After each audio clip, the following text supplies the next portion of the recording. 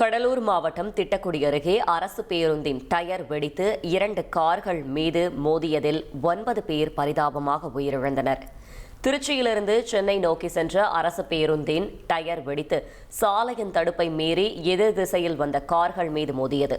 இந்த விபத்தில் 2 கார்களில் பயணம் செய்த 7 பேர் சம்பவ இடத்திலேயே உயிரிழந்தனர். 2 மருத்துவமனை கொண்டு செல்லும் வழியில் உயிரிழந்தனர். இதில் உயிரிழந்த 6 பேர் புதுக்கோட்டை மாவட்டத்தைச் சேர்ந்தவர்கள், மற்ற 3 கரூர் மாவட்டத்தைச் சேர்ந்தவர்கள் ஆவர். படுகாயமடைந்த 3 பேர் திருச்சி அரசு மருத்துவமனையிலும் 1 பெரம்பலூர் அரசு மருத்துவமனையிலும் சிகிச்சை பெற்று வருகின்றனர்.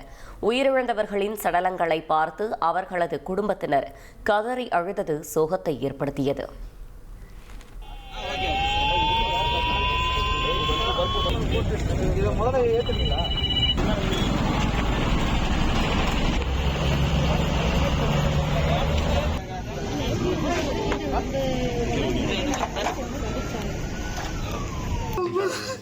அவங்களுக்கு என்ன பவச்சனை இப்பதானே வந்தார் அவரு.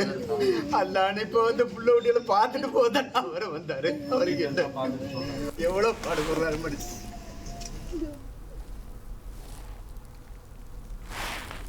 விபத்து நடந்த இடத்தில் கடலூர் மாவட்ட ஆட்சியர் மற்றும் காவல் கண்காணிப்பாளர் ஆய்வு செய்தனர். அப்போது உயிரிழந்த 9 பேரின் குடும்பங்களுக்கு தலா 3 லட்சம் ரூபாய் நிவாரணம் முதலமைச்சர் அறிவித்திருப்பதாக ஆட்சியர் தெரிவித்தார்.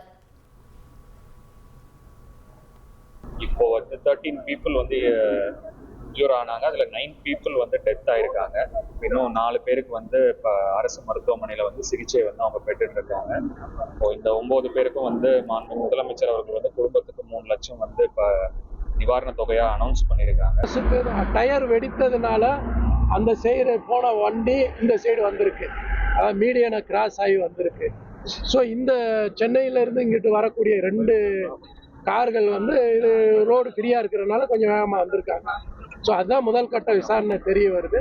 வேற எதுவும் பஸ்ஸில் ஃபால்ட் எதுவும் இருக்கா அப்படின்றத இனிமேல் தான் போக.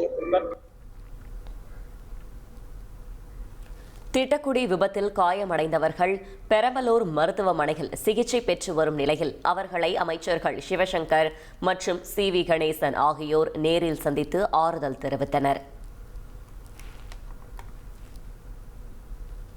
பேருந்து ஓட்டுநர் மீது தவறு இருக்கிறதா அல்லது பேருந்து டயர் வெடித்ததாக ஒரு செய்தியும் சொல்லியிருக்கிறார்கள். என்ன நிகழ்வு என்பது ஆய்விற்கு பிறகு தெரிய தவறின் மீது நிச்சயமாக உரிய நடவடிக்கை எடுக்கப்படும்.